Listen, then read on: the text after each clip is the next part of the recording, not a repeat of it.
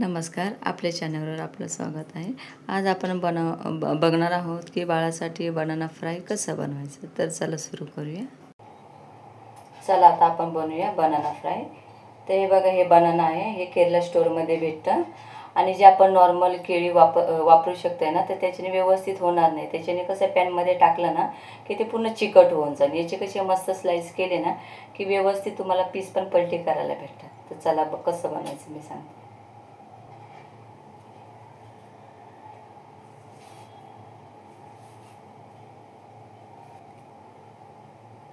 तर चला आता आपण कट करूया. ही अशी केलेली आहे, ही मधनं ही अशी मधनं पण स्लाइस करूया. हे बघा, हे असे पातळ पातळ पीस करायचे त्याचे. हे पण असं करूया आपण.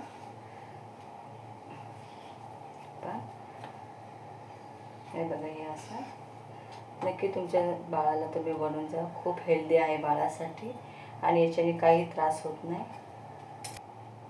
तर बघा, असे स्लाइस झालेले आहे. तर याला आता आपण पॅन गरम करूया आणि गावरान तुपामध्ये मस्तपैकी फ्राय करूया. तर बघा, पॅन गरम करून घेतलेलं आहे. आता याच्यामध्ये आपण गावरान तूप टाकूया. जास्त नाही टाकायचं, थोडंसंच टाकायचं. छानपैकी गरम झालेलं आहे. आणि हे जे बनाना आहे ना, हे आपण याच्यामध्ये असं टाकूया. एक एक टाकायचं.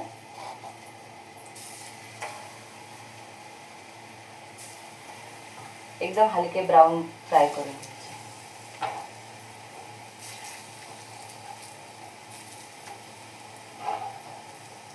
आणि जे हे बनाना फ्राय आहे ना, हे तुम्ही 1 वर्ष ते 2 वर्षाच्या बाळाला तुम्ही देऊ शकता. आणि मोठे माणसं आपणही खाऊ शकतो. हे सगळ्यांसाठी चांगलेच आहे.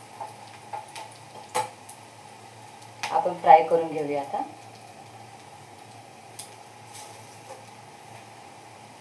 तर बघा, एक साइड फ्राय झालेली आहे छान. लक्ष द्यायचं, फास्ट गॅस करायचा नाही. आपण मच्छी फ्राय कसं करतो त्याच पद्धतीने याला पण फ्राय करायचं. पण काही लावायचं नाही आहे, फक्त गावरान तुपामध्येच याला फ्राय करायचं.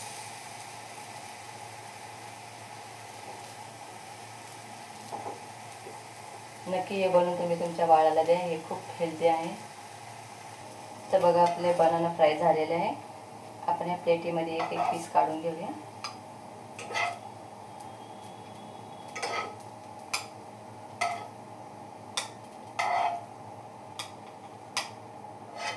मस्तपैकी फ्राय झालेलं आहे. हे बघा, असं झालेलं आहे. तर याची नक्की तुम्ही काळजी घ्या की बाळाला देताना तुम्ही पूर्ण पीस त्याच्या तोंडामध्ये घालायचं नाही. तर त्याच्या असं हाताने असं हे बारीक करायचं, थोडंसं तोडायचा तुकडा आणि चांगल्यापैकी असं मॅश करून त्याला भरवायचं.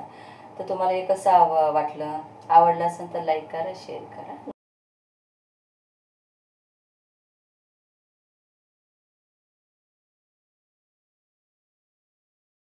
धन्यवाद.